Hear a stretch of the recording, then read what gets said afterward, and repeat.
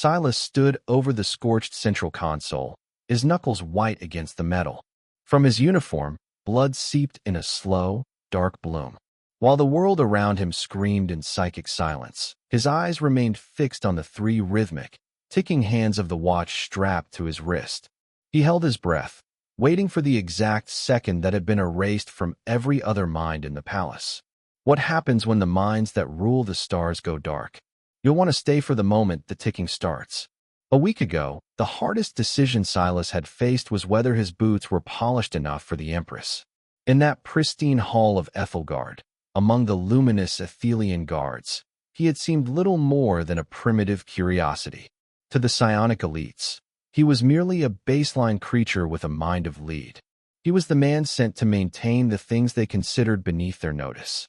Beyond the crystalline windows of the sub-level conduits lay the sprawling architecture of a civilization that had forgotten how to sweat. Silas walked these corridors with a deliberate, heavy gait, feeling the planet's gravity in a way the floating Athelians never would. He stopped every hour to wind the silver crown of his watch. It was a rhythmic ritual, a physical anchor in a world made of shifting psychic frequencies. That little clock, Princess Lyra Solari had noted during their third meeting. She watched Silas with a pity that bordered on affection, her luminous skin glowing with a soft, amber hue. "Does the sound comfort you?" she asked, her voice shimmering with a melodic lilt. Silas didn't look up, his thumb resting on the crown. "It keeps me honest, Your Highness," he replied. She smiled, misinterpreting his stubbornness as the simple fear of a man trapped in the silence of his own skull. Near the primary generator core stood Commander Vorn, a Krog sentinel whose skin resembled cooling lava. He looked down at Silas, his forearms crossed over a chest that could stop a kinetic slug. "Small man makes small marks on glass," Vorn grunted, his voice a landslide of gravel. The Krog valued strength, yet even they had traded their heavy armor for Athelian silk, trusting in the psionic shields to protect their massive frames. Beneath the throne room's opulence, the primary shield generators hummed with a resonance that Silas found deeply unsettling.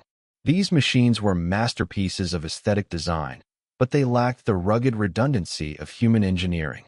There were no manual overrides, no physical levers, and no mechanical backups. The Athelian High Command had built a fortress of thought, assuming the mind was the ultimate sovereign. To Silas, observing the microfractures spiderwebbing across the crystalline housings, it was a house of cards. He logged the structural instability into his tablet, knowing the official report would be dismissed before the psionic ink even dried. "Your generators are showing fractures in the third stage housing," Silas stated, keeping his voice flat as he addressed Archduke Malachur. The Archduke didn't turn from the observation deck, his eyes fixed on the ceiling in a typical Athelian gesture of contemplation. "The psionic flow is eternal, specialist," Malachur replied with a dismissive wave. "Your physical eyes see ghosts where there is only light. We do not require your primitive warnings." Silas didn't argue. He simply checked the time. He had spent his nights mapping the sub-level conduits, identifying the physical pressure points that the psychic elites ignored. He knew that if the psionic grid flickered, the palace wouldn't just lose power, it would lose its mind. He stood in the shadows of the throne room, his hand resting on the chemical propellant pistol at his hip, waiting for the inevitable. Tick, tick, tick. The strike did not come with a bang, but with a hollow, nauseating pop. Suddenly, the luminous glow of the palace walls flickered and died as a psionic dampener field swept through Ethelgard. Around Silas, the Athelian elites collapsed, clutching their heads as their telepathic connections were severed. They were mind-blind, cast into a sensory void they had never been trained to navigate. In the sudden, terrifying dark, only the human remained standing. In the sudden, suffocating dark, only the human remained standing. Outside the heavy doors thudded the rhythm of kinetic rifles, the insurgents moving with a tactical silence that the psychic guards could no longer perceive. Princess Lyra collapsed against a pillar, her luminous skin fading to a dull, sickly gray. "I can't see," she whispered, her hands clawing at her temples as the dampener field shredded her telepathic sanity. Silas reached down, his fingers locking around her wrist with a strength that was purely physical. "Princess, your gods are blind. Listen to the sound." He guided her hand until her fingers touched the cold, vibrating glass of his watch. The mechanical ticking was the only pulse left in the room. He turned to Commander Vorn, the Krog's sentinel, who was gasping for air like a fish out of water. "Commander, your armor is useless if you can't think. I'm not psychic. I'm just trained to handle the plumbing when the gods forget how to flush. Now, pick up your rifle." Through the maintenance conduits they crawled, the air smelling of ozone and the scorched copper of dying circuits. Silas led them by memory and the tactile map he had carved into his own mind during his night shifts. Every few meters, he checked the watch, the ticking serving as a metronome for their survival. The horror of their situation was not the insurgents, but the fragility of the Athelian world. Without the psionic flow, their high-tech weaponry was merely heavy jewelry. Silas observed Lyra's trembling, realizing that to her, this silence was a tomb. "VRA, are you there?" he muttered into his headset. A static-laced voice crackled back. "Operating on emergency chemical batteries, specialist. The central core is failing."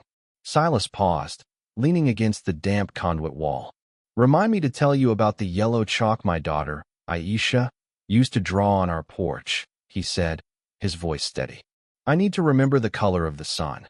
Beside him, Lyra shivered. She had thought his ticking watch was a sign of his fear, a rhythmic crutch for a baseline mind. Only now did she realize it was his anchor, a tether to a reality that didn't require permission from the stars to exist. Before reaching the generator room, Silas stopped and wiped a small smudge of grease off the watch face with his thumb. "Synchronize." Silas stood over the scorched central console, his knuckles white against the metal. From his uniform, blood seeped in a slow, dark bloom. While the world around him screamed in psychic silence, his eyes remained fixed on the three rhythmic, ticking hands of the watch. He held his breath, waiting for the exact second. Outside the chamber, the insurgents hammered at the reinforced glass, their kinetic slugs leaving spiderwebs in the shielding. Came the moment of synchronization. The manual lever, Silas gripped with both hands. He didn't wait for a psychic signal or a telepathic green light. He trusted the ticking. With a roar that was more stubbornness than strength, he threw his weight against the iron bar. Metal shrieked against metal, a visceral, analog sound that tore through the psychic void. The lever locked. A heavy thud vibrated through the floorboards, followed by the deep, resonant hum of chemical ignition. A mechanical heartbeat was given back to a race of telepaths. The psionic grid flared to life, the shield snapping shut just as the insurgents breached the final door. Lyra gasped as the world rushed back in, her glow returning in a blinding flash of amber light. She looked at Silas, who was slumped against the console, his hand still resting on the ticking watch. 3 months later, the sky above Ethelgard is filled with the silver hulls of human transport ships.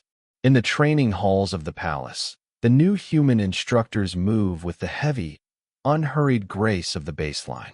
Archduke Malachur watches from the balcony, his fingers twitching in time with the faint mechanical sound from the wrist of the guard below. The silver watch on the commander's desk remains silent, its spring exhausted.